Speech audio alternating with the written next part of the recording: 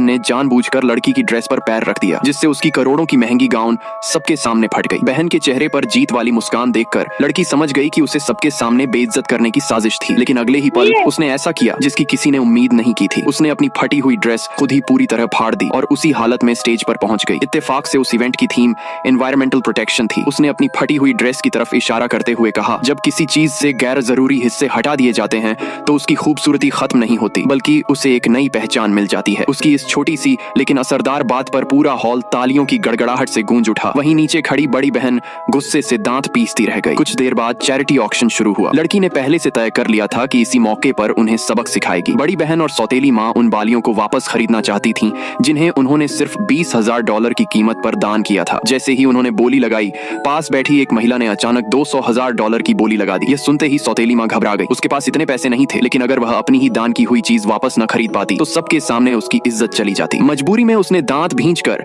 $400,000 की बोली लगा दी, लेकिन अगले ही पल किसी ने $500,000 की बोली लगाई और उसे चुनौती भरी नजरों से देखने लगा। जब दोनों हार मानने ही वाली थीं, तभी आसपास खड़े लोग उनका मजाक उड़ाने लगे। अपनी झूठी शान बचाने के लिए उन्होंने बोली बढ़ाना जारी रखा। आखिरकार सिर्फ $20,000 की बालियों के लिए उन्होंने पूरे $800,000 चुका दिए। उनके घमंडी चेहरे देखकर लड़की अपनी हंसी नहीं रोक पाई, क्योंकि जैसे ही उन्होंने पहली बार बोली लगाई थी, उसी पल वे उसके बिछाए जाल में फंस चुकी थी। ऑक्शन शुरू होने से पहले ही उसने अपने दोस्तों के साथ पूरी प्लानिंग कर ली थी। उसने उनसे कहा था कि वे सिर्फ बोली बढ़ाते रहें, बालियां खरीदने का उनका कोई इरादा नहीं था। उसे पहले से यकीन था कि ये दोनों सिर्फ अपनी इज्जत बचाने के लिए बार बार बोली बढ़ाती रहेंगी। जब लोगों को पूरी सच्चाई पता चली तो हर कोई उनका मजाक उड़ाने लगा। ये खबर अखबारों तक पहुंच गई और आखिरकार उसके पिता के कानों तक भी जा पहुंची। इस घटना के बाद बड़ी बहन को कड़ी सजा मिली, जबकि सौतेली माँ को भी जमकर फटकार सुननी पड़ी।